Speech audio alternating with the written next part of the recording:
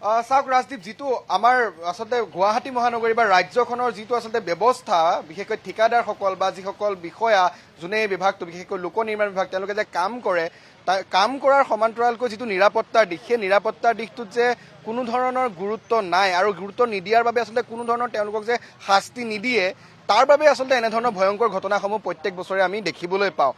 2024 বৰ্ষত আমি অনুৰূপ ঘটনা দেখিবলৈ পাইছিলোঁ আৰু এইবাৰ 2025 বৰ্ষত কালিৰ দিনটোত সেই শোকাবহ ঘটনাটো আমি দেখিবলৈ পালোঁ।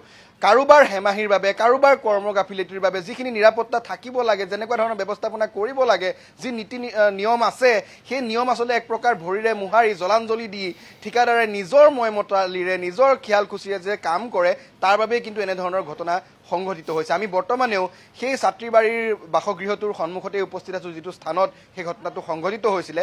আমি সম্পূৰ্ণ এই AK আজাদ ৰোডটো আমি পৰীক্ষা কৰিলোঁ, আমি চাইছিলোঁ, দেখিছোঁ যে কেৱল এই প্ৰান্ততে নহয়, আচলতে এইটো প্ৰান্তত যেনেকৈ উন্মুক্ত গাঁত আছে, ঠিক তেনেকৈ আচলতে গোটেই AK আজাদ পথটো, ইয়াৰ পৰা যদি আপুনি হাইৱেলৈকে যায় তেনেহ'লে গোটেই পথছোৱাতে যিহেতু কাম কৰি আছিলে নলা নিৰ্মাণৰ, আৰু সেই নলাসমূহ কিন্তু কেৱল এইটো প্ৰান্তত বুলিয়ে নহয়, আটাইকেইটা প্ৰান্ততে উন্মুক্ত অৱস্থাত আছে।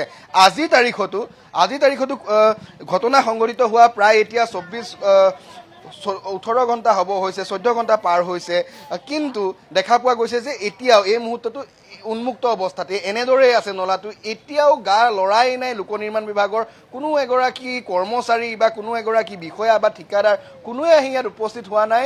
আৰু এনেকৈ বৰ্তমানেও মৰণ ফান ৰূপতে আছে এইসমূহ স্থান।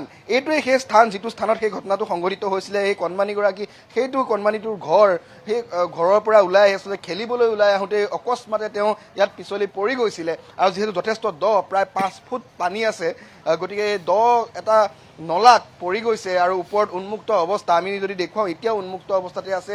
তাৰ সময়ত আন প্ৰান্তৰ আমি দৃশ্যাংশ ইতিমধ্যে দেখুৱাইছোঁ প্ৰতিদিন টাইমৰ দৰ্শকসকলক। কেৱল উন্মুক্ত অৱস্থাতে নহয়, আচলতে ড্ৰেইন বনাই থকা সময়ত যি আচলতে ৰড থাকে, সেই ৰডো প্ৰায় এহাত পৰ্যন্ত ওলাই আছে, অতি বিপদসংকুলভাৱে আছে, কিন্তু কোনো ধৰণৰ আৰবেৰ নাই, কোনো সাংকেতিক চিহ্ন নাই, কোনো আৰবেৰ নাই, যেনেধৰণৰ ব্যৱস্থা থাকিব লাগে সেয়া কোনো ধৰণৰ নাই।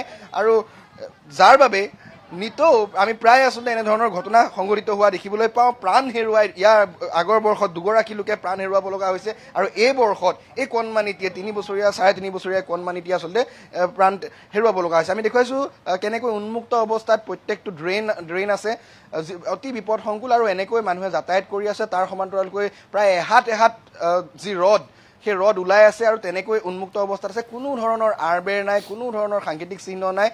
ন্যূনতম আচলতে যি লোক নিৰ্মাণ বিভাগৰ যিডাল ফিটা, সেই ফিটাডালো আমি দূৰলৈকে ইয়াত দেখিবলৈ পোৱা নাই আমাৰ কেমেৰাৰ লেন্সত। আমি পৰিৱেশটো দেখুৱাইছোঁ, ঘৰৰ বাহিৰত যথেষ্ট সংখ্যক লোক আহি এই মুহূৰ্তত ভিৰ কৰিছে। তেওঁলোকে কিছু সময় পাছতে আচলতে প্ৰতিবাদ কৰিব। আছুৰ এদল সজাতি দল আহি আছে, তেওঁলোকেও আচলতে কিছু সময় পাছতে ইয়াতে প্ৰতিবাদ কৰিব, কাৰণ তেওঁলোকৰ দীৰ্ঘদিনীয়া সমস্যা। বহুবাৰ তেওঁলোকে প্ৰশাসনক কৈছে, বহুবাৰ তেওঁলোকে ঠিকাদাৰক কৈছে, যিসকল শ্ৰমিকে ইয়াত কাম কৰে, বাৰম্বাৰ শ্ৰমিকসকলক আহ্বান জনোৱা হৈছিলে যে উন্মুক্তকৈ আপোনালোকে নলাসমূহ নথব, অন্ততঃ কিবা এটা বেৰিকেড দি দিয়ক। এই কথাষাৰ বাৰম্বাৰ কৈ আছিলে ইয়াৰ স্থানীয় লোকসকলে। কিন্তু তাৰ পিছতো যেনেধৰণৰ ঘটনা হ'ল, আচলতে সকলোৱে দুখ প্ৰকাশ কৰিছে, আৰু ভৱিষ্যতলৈ যাতে এনেধৰণৰ ঘটনা নহয় সেয়া সকিয়নি দিবলৈ সকলো এনেকৈ একগোট হৈছে। মই অকণমান কথা পাতিম, আপোনালোক যিহেতু ইয়াৰে স্থানীয়, মই আপোনাৰ কাষলৈকে আহিছোঁ। যিটো ঘটনা হ'ল, নিশ্চয় কাৰোবাৰ ইয়াত কৰ্মগাফিলতি আছে, যেনেকৈ নলাটো থাকিব লাগে উন্মুক্ত হৈ আছে, কোনো ধৰণৰ আঁৰ বেৰ নাই। এইটোতো নালাটো যে হৈছে আপোনাৰ যে খোলা আছে, এইটোতো বহুত আনলিগল হ'ল। এইটো মতলব পাব্লিকৰ কিমান হাৰাছমেণ্ট হয় এইটোতো চৰকাৰে গমে পায়।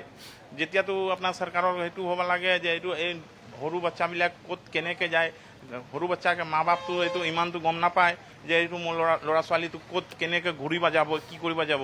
এইটো যে আছে আগততো মতলব এই নালা বস্তুটো পहिले ৰিপেয়াৰিংটো কৰিব লাগে। এইটো নকৰাৰ কাৰণটো আজি এই বাচ্চাটো ভুল হোৱাৰ কাৰণে এইটো ঘটনাটো হ'ল। এতিয়াতো বাচ্চাটো গ'ল, এতিয়া তাৰ মা বাপৰটো কি কৰিব, এটা ল'ৰা এটা ছোৱালী তাৰ। এই কাৰণেতো চৰকাৰৰ পৰা এইটোৱে বিচাৰি আছোঁ যে এই বাচ্চাৰ কাৰণ কিবা সহায় কৰি দিলে আৰু ভাল হয়। নিশ্চয়, যি ঠিকাদাৰ আছে, যিসকল লোক আছে, যি ঠিকাদাৰে এই কাম কৰিছে, তেওঁলোকৰ বিৰুদ্ধে ব্যৱস্থা হোৱাটো বিচাৰে নাই। কাৰণ আমি দেখিছোঁ এটা স্থানতো কোনো ধৰণৰ আঁৰ বেৰ নাই, কোনো এটা প্ৰান্ততে আচলতে আঁৰ বেৰ নাই। দাদা, মুকলিকৈ থোৱা আছে, নলা এতিয়াও মুকলি হৈ আছে, যিকোনো মুহূৰ্তত আৰু কোনোবা পৰিব পাৰে। ये नाला है, नाला में तो दिक्कत है, नाला खोल के नहीं रखना चाहिए, इसमें ढक्कन देना चाहिए। हाँ, यहाँ तक कि सरकार का भूल है, इसमें थोड़ा गार्डन करना चाहिए। आज बच्चा उसका चला गया, फिर बच्चा लौट के नहीं आएगा ना, उसका संसार उजड़ गया। ये चीज़ पे थोड़ा सरकार को ध्यान देना चाहिए।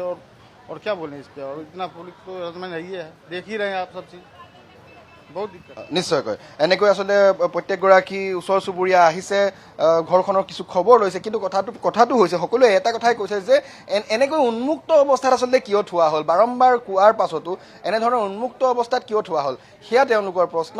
একাংশ মহিলা আহিছে, আমি কিছু যদি সম্ভৱ হয় তেওঁলোকৰ কাষলৈ যাম, কথা পাতিবলৈ যত্ন কৰিম, বিশেষকৈ এই ঘটনা সন্দৰ্ভত।